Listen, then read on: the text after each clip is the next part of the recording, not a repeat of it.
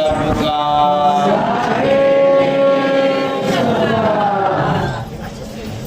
रत्नों से झोली जिसे भरना होगा, भक्ति गुरु का उसे करना होगा।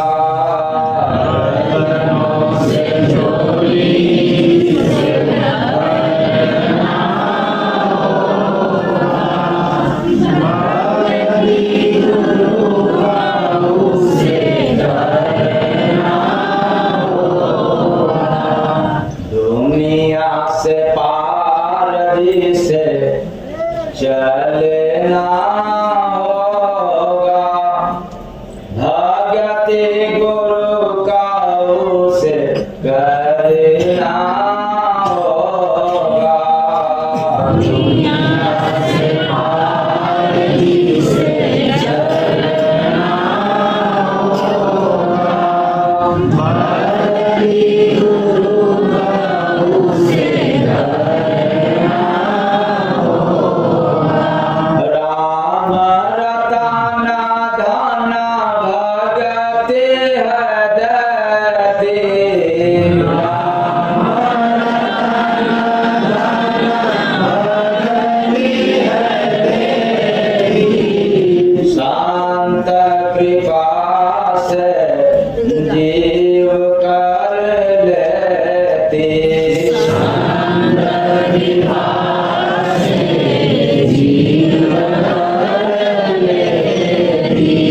भीतर हरि को जिसे लखना होगा, कहाँ किसको, और बाहर खोलना है तब कोई बात नहीं, लेकिन अपने मन मंदिर में रखना है, देखना है, तो उसके लिए है भीतर हरि को जिसे लखना होगा, भक्ति गुरु का उसे करना होगा।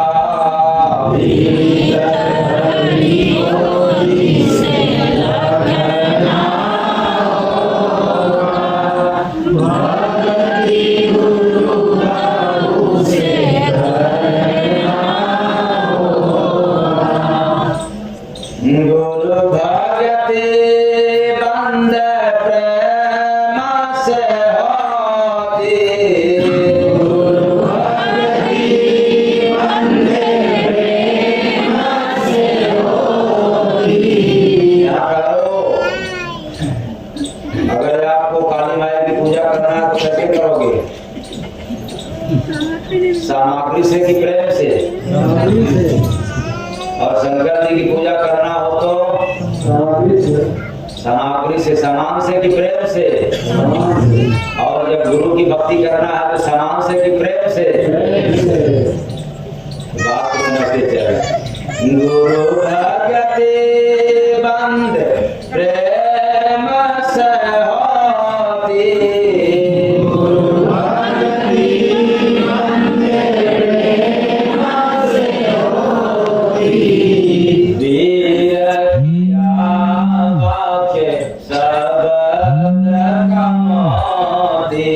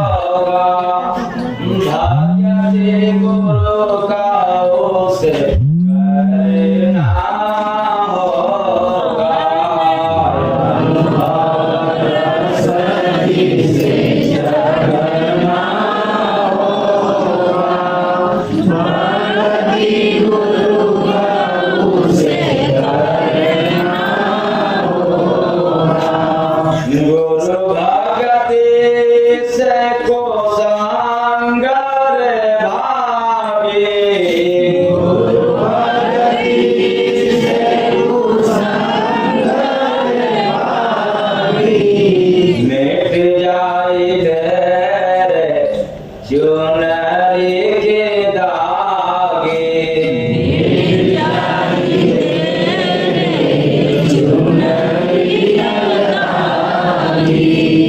आदत बुरा जिसे ताज ना होगा। कौन सा आदत? बुरी आदत है क्या?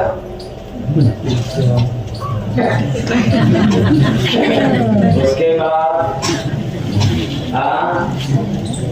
अंडा मांस मदिरा चुगलाई निंदा बुराई ये सब कौन सी आदत है? तो आदत बुरा जिसे ताज ना होगा। भगति गुरु का उसे करना होगा।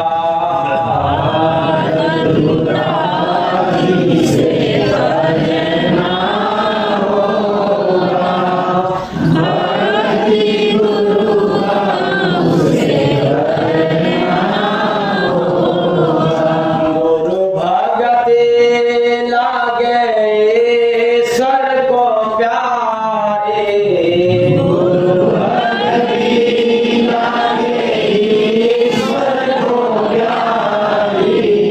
जिसने किया मिला गति उसे न्यारी।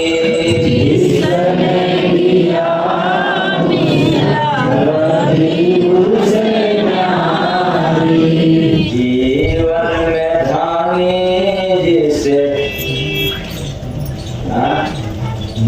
ये लाइन बड़ा बढ़िया। ये लाइन इसलिए बढ़िया है कि सब तो बहुत बढ़िया है। जब धनी अगर बनना है तो चलो गुरु भक्ति करने के लिए। अब कमाना धमाना सदन तो चलो बाबा भी पीछे पीछे पड़ जाए। आठ तो समझा नहीं और लगा लिया अपने मन का। तो जीवन में धानी जिसे बनना होगा। भगति गुरु का उसे करना होगा।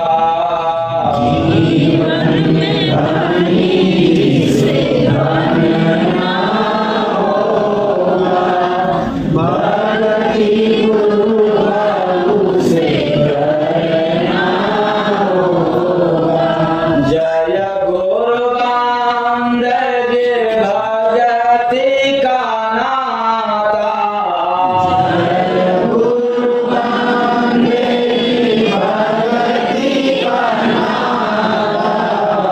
जोड़े मन मंदिर में जीव विधाता।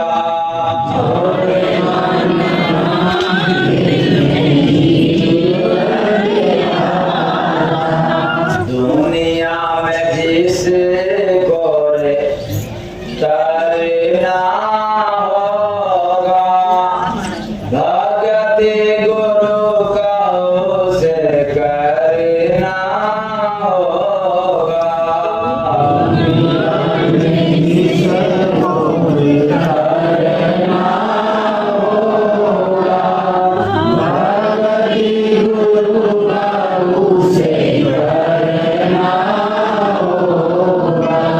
रतनों से जोड़ी जिसे भरना होगा। भगति गुरु का उसे करना होगा।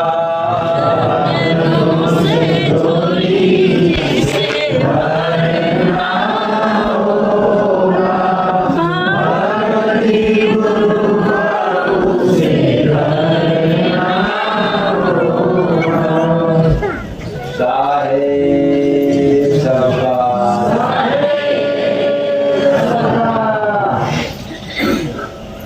तो रत्नों से झोली जिसे भरना होगा। भक्ति गुरु का उसे दुनिया से पार जिसे चलना होगा। तो भक्ति गुरु का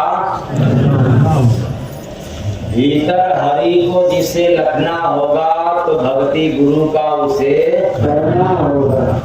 अनुभव रस जिसे चखना होगा तो भक्ति गुरु का उसे करना होगा। आदत बुरा जिसे तजना होगा तो भक्ति गुरु का उसे करना होगा। जीवन में धनी जिसे बनना होगा। होगा तो भक्ति गुरु का उसे करना होगा। और दुनिया में जिसको तरना होगा, दुनिया में जिसको तरना होगा तो भक्ति गुरु का उसे करना होगा। नितना में से कुछ भी काम करना है तो भक्ति गुरु का करना होगा। और यदि हम नहीं करते हैं तो इतना में से एक भी काम होने वाला खड़ा हो जाए या चला जाए। अब बात आती है धन और रतन। इस बात को समझ लेंगे तो स्पष्ट हो जाएगा। ये बताइए रतन किसको कहा जाता है? जमीन जायदाद को, गांधी छाप को या किसी और को? हाँ हाँ, जिसका कोई मोल जिसका कोई मोल न हो उसको क्या कहते हैं? रतन। और रतन के नाम पर लोभी लोग क्या समझ गए? हाँ, जीवन में धनी जिसे बनना होगा भक्ति गुरु का उसे करना होगा। जीवन में धनी जिसे बनना होगा भक्ति गुरु का उसे करना होगा। एक बात पक्का, वो क्या? जो भी व्यक्ति धन पर भरोसा करता है, व्यक्ति चाहे जो हो जैसा भी हो, मतलब इससे नहीं, जो धन पर भरोसा करते हैं उनके लिए तो परमेश्वर के राज में प्रवेश करना। किसके राज में? यानी परमात्मा के राज में प्रवेश करना ऊंट का सुई के छेद से निकल जाने से भी अधिक कठिन है। जिसने भरोसा कर लिया किस पर? धन पर। और धन के लोभी तो करते नहीं। अरे क्या पीछे पड़े हो? राम राम राम राम निकल दीजिए। राम काम करेगा और उसे पूछा गया कि धन काम करेगा? हाँ, तो इस पर मैं कहना चाहता हूं धन के लोभियों को कि अगर शुगर हो जाएगा तो तेरा धन किस काम का आएगा? हाँ, मिठाई खाने के काम आएगा कि नमक का स्वाद चखने के काम आएगा या धन का सुख लेने का काम आएगा? हाँ? नहीं आएगा। पर धन तो अपरंपार है।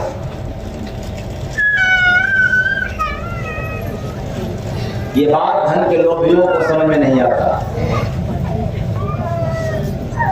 और मेरा ये भी कथन नहीं है कि धन आपके पास नहीं रहना चाहिए, सभी के पास धन होना चाहिए, धन कमाओ, लेकिन धन से सुख मिलेगा ऐसी भ्रांति अगर दिमाग में चला गया तो समझ जाओ कि तुम्हारे दिमाग में भूत चला गया। और दिमागी भूत कोई ठीक नहीं कर सकता।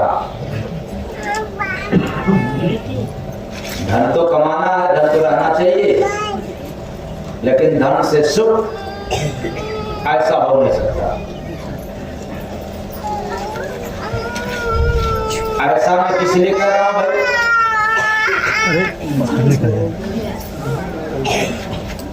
हम लोग ये बात समझ नहीं पाते। हम इंसान की धन कमा रहा हूं तो केवल मेरे जीवन में धन ही आ रहा है, घर के साथ कुछ और आ रहा है।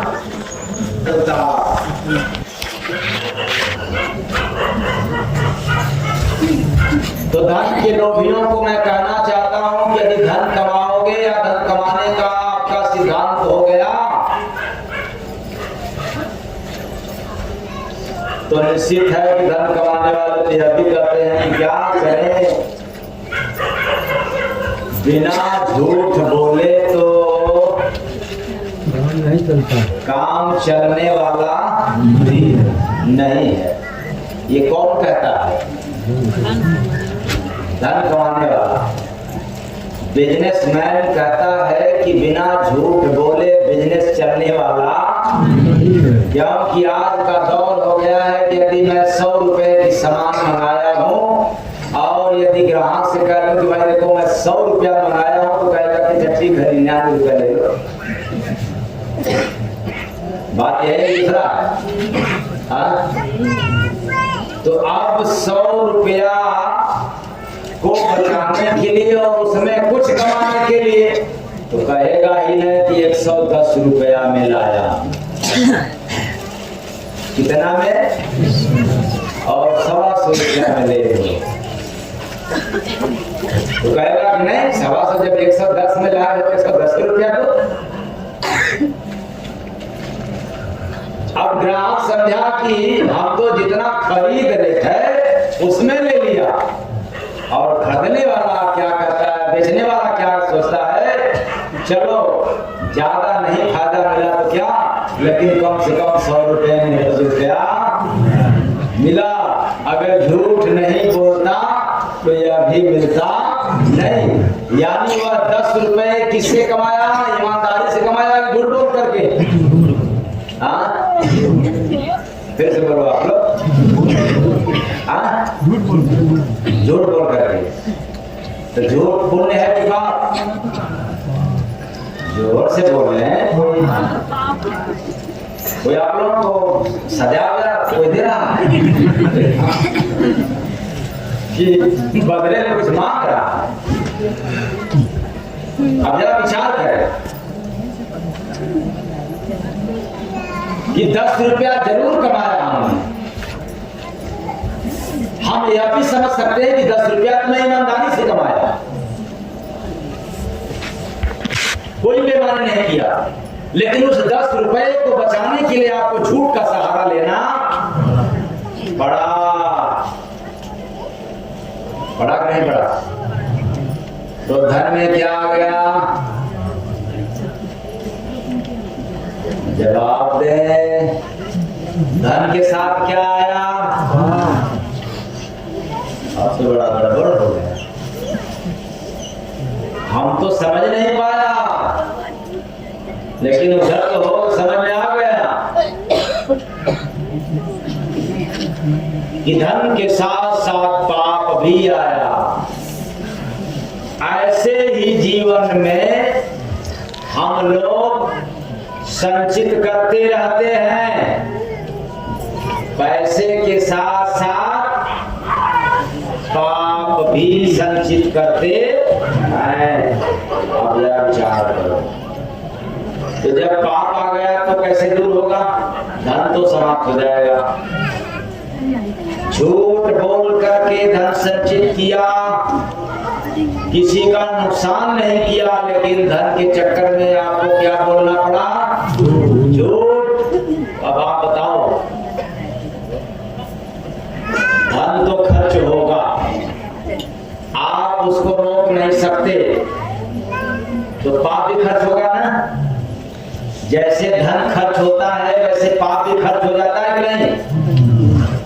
हाँ? क्या बोला आप लोगों ने? इकट्ठा होता है, ये पता है आप लोगों को? तो आप लोग इससे सजग रहते हैं। ना धन कमाने के लोभ में धन के अंधे लोग इसको समझ नहीं पाते, लख नहीं पाते। इसलिए मैं कहता हूँ रुपये को पाप का, रुपये को पाप का, भूत प्रेत ग्रह ये भूत भी पाप है। जिनके ऊपर पाप है उनको भूत परेशान करता है। जिनके जीवन में पाप है उनको रोग परेशान करता है, ग्रह परेशान करता है। रुपये को पाप का, भूत प्रेत ग्रह रोग, चेतो मानो जय गुरु बंदे, भजन हटाए भोग बंदे, भजन हटाए भोग बंदे, भजन हटाए भोग। जब भजन करोगे तो इससे छुटकारा मिलेगा। धन चाहे कितना संचित कर लो, धीरे धीरे धन समाप्त होता रहेगा। नहीं भी धन समाप्त होगा तो आपको धन के माध्यम से कमाया हुआ पाप आपका नाश कर देगा। पहले तो धन ही नाश कर देता है, क्योंकि धन की तीन गति दान, भोग और नाश। अगर इससे बच गया, संभल गया, तो ये जो पाप है ये छोड़ने वाला नहीं है। क्यों? क्योंकि पाप दुखों का मूल है, बिन भोगे ना जाए। पाप दुखों का मूल है, बिन भोगे ना जाए। जो न समझे जय गुरु बंदे, सुख से धोखा खाए बंदे, सुख से धोखा खाए बंदे, सुख से धोखा खाए। अब एक ताजी घटना सुना रहा हूँ। ताजी घटना का मतलब कि मान के चलना जो 4 दिन के भीतर की बात, और हम किसी संत, किसी संप्रदाय का नाम लेना पसंद नहीं करता हूँ, क्योंकि मेरा काम नहीं है। किसी की आस्था पर चोट देना यह भी मेरा स्वभाव नहीं है। लेकिन बनकड़ों के लिए जबरदस्त लाठी है ये। चाहे उनके चेले बनते हों, जिस गुरु के चेले अपने आप को बनते हैं, और चाहे गुरु अपने आप को बनते हैं, उनके लिए जबरदस्त ये लाठी है। कौन? ये सब वाणी। कुछ लोग कह सकते हैं कि ये तो रामचरितमानस में है, रामायण में है, गीता में है, भागवत में है, कहीं कहीं। मैं भी तो कह रहा हूं कि है। ये जो सुना रहा हूं ये है। लोग भी इसी के अंदर सुनाते हैं, मैं भी वही कर रहा हूं। लेकिन इतना ही कह देने से बात नहीं बनेगा। तो यह बात सुनकर के एक महात्मा ने आया मेरा परीक्षा लेने के लिए। यह 2-4 दिन की बात है, और अकेले नहीं, 2 लोग साथ में आए। और आए तो फिर सवाल पे सवाल पूछना चालू कर दिया। और दरिया साहब की बात, कबीर साहब की बात, गीता में ये बात, कुरान में वो बात। हमने कहा आप तो बहुत पहुंचे फकीर हैं।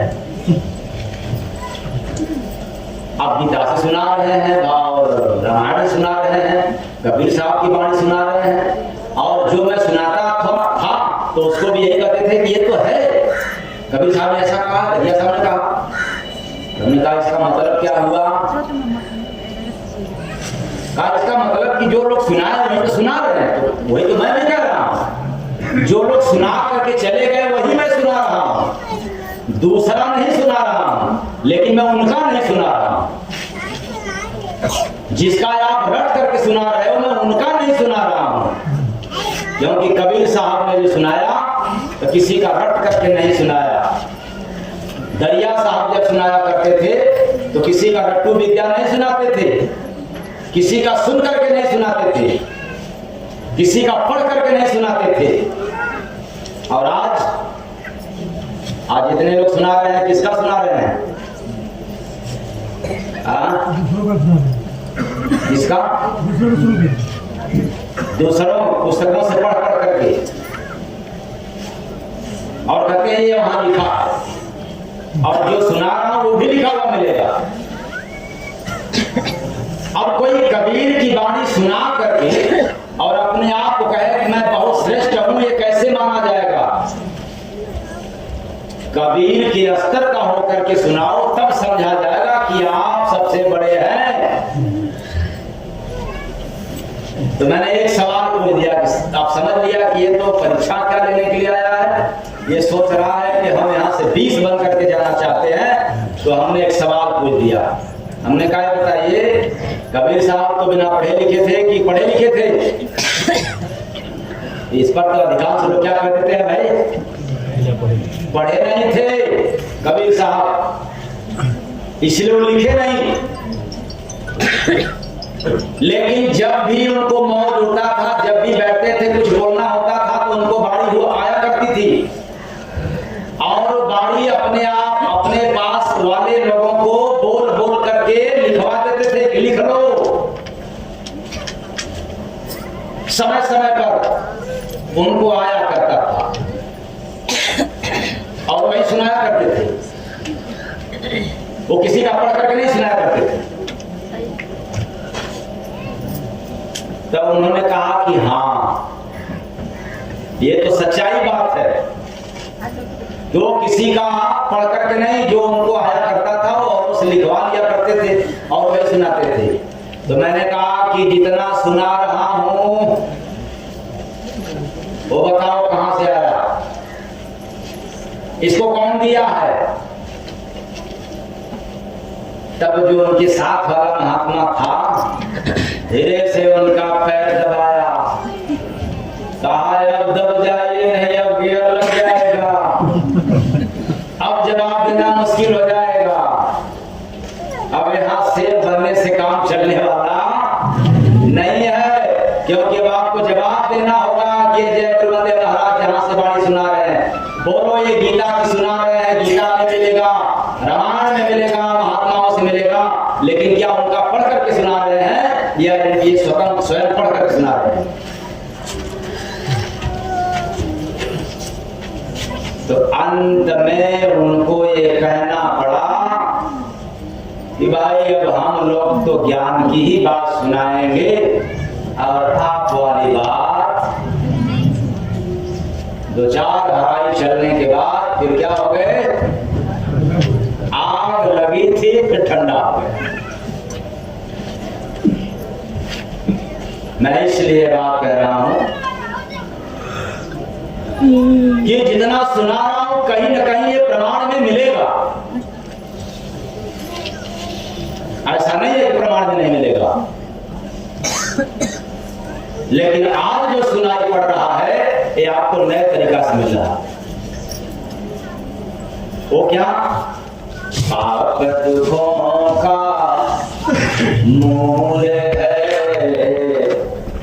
बिन खोगे ना जाए, जो ना समझे जय गुरु बंदे, सुख से धोखा खारे बंदे, सुख से धोखा खारे बंदे, सुख से धोखा खारे। भजन करेगा तो कटेगा, भजन नहीं करेगा तो पाप उसके जीवन में है तो भोगना पड़ेगा, सुख कभी मिलने वाला।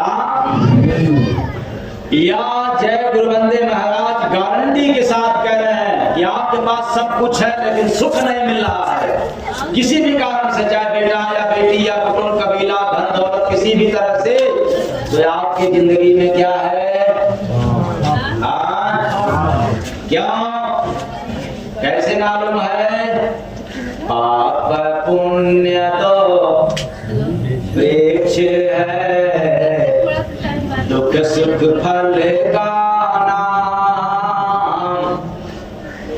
पाप पुण्य तो वृक्ष है, दुख सुख फल का नाम। चाखे दुनिया जय गुरुबंद मिल कभी ना राम रे बंदे मिल कभी ना राम रे बंदे मिल कभी ना राम। ये दो पेड़ है, एक पाप का और दूसरा पुण्य का, और ये जो दोनों चकते हैं इनको राम से मुलाकात होता नहीं, क्योंकि दोनों में फंस गए। दुख आया तो क्या कर दूं कि दुख भाग जाए, और सुख आ गया तो क्या करूं, टाइम मिलता नहीं है, बेचारा फंस।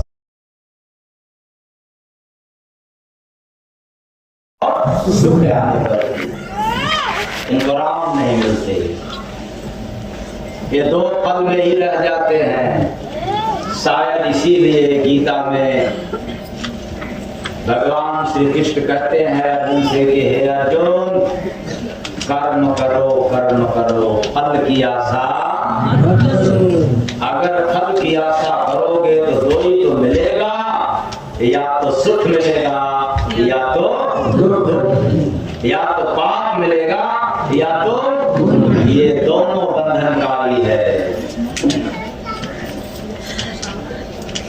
और आगे बढ़ा जाए तो संत दरस को जानिए तज ममता अभिमान, ज्यों ज्यों पग आगे बढ़े कोटि ने यज्ञ समान।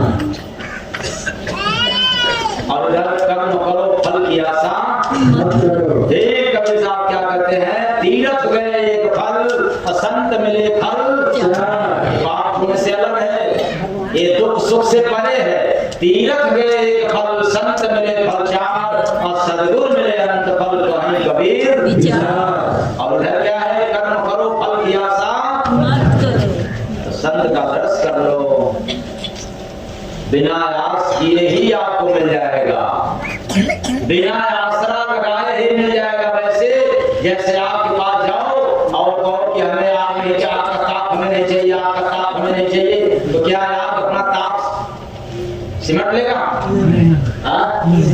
नहीं। अच्छा, और आप आम के पेड़ के नीचे जाओ तो देखो भाई तुम्हारा छाया हमको नहीं चाहिए, और लकार के कहना, चिल्ला कर कहना, पागलों की तरह कहना, यह वृक्ष तुम्हारी छाया की हमें जरूरत नहीं है, लेकिन रहूंगा तुम्हारे पास, तो क्या करेगा? पेड़ अपना छाया सिमट लेगा? हाँ? नहीं। अच्छा, नदी के किनारे खड़ा हो जाना, कहना सुनो नदी, हमें तुम्हारी शीतलता की आवश्यकता नहीं है, तो क्या करेगी? नदी सिमट लेगी? हाँ। और हवा के सामने खड़ा हो जाना, कहना सुनो अरे हवा, तू चाहे जिधर चलना बहना, लेकिन हमें हवा की आवश्यकता, तेरी आवश्यकता नहीं है, तो क्या करेगा? हवा समझ लेगा? हाँ। अच्छा, आसमान के नीचे खड़ा हो जाओ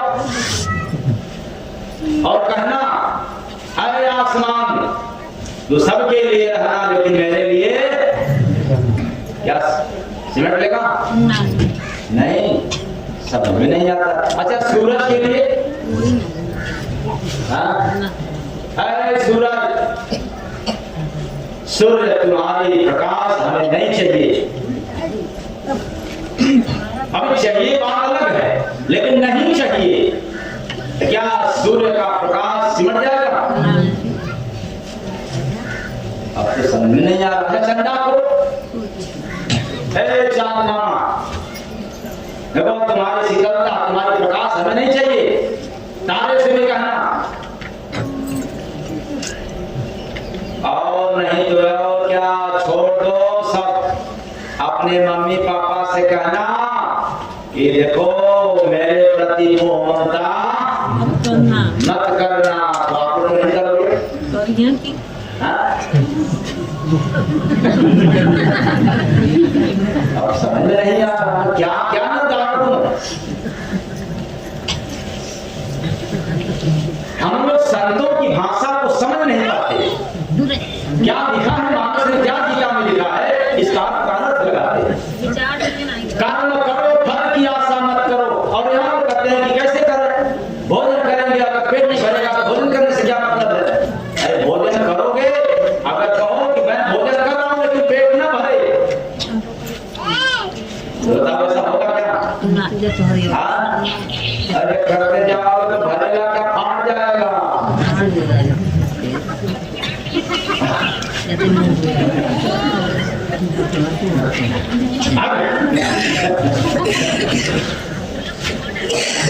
हम भोजन करते जाएं और सोचें कि पेट हमारा नहीं भरेगा, और करते जाएं तो पेट फाटे ना फाटे, लेकिन इतना जरूर है कि भोजन करोगे तो आप बैठे के बैठे रह जाओगे, उठ नहीं सकते। कर्म करो फल की आशा मत करो। अगर आस रख करके काम कर रहे हो तो आपको दो ही मिलेगा, या तो पाप मिलेगा, या तो पुण्य मिलेगा, या तो सुख मिलेगा, या तो दुख मिलेगा। इसलिए भगवान कृष्ण ने बताया था कर्म करो फल की आशा मत करो, बिन आस लगाए अगर संतों के पास जाओगे तो भी मिल करके रहेगा, उसको कोई मामला रोकने वाला नहीं होगा।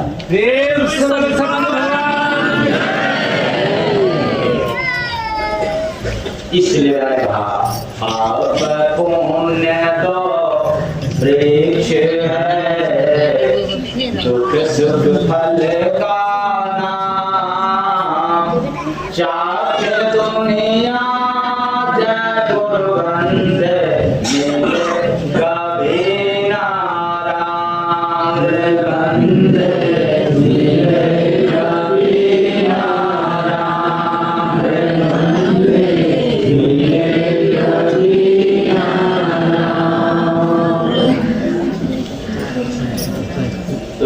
सब सुन करके महात्मा जी लोग आए थे परीक्षा लेने के लिए।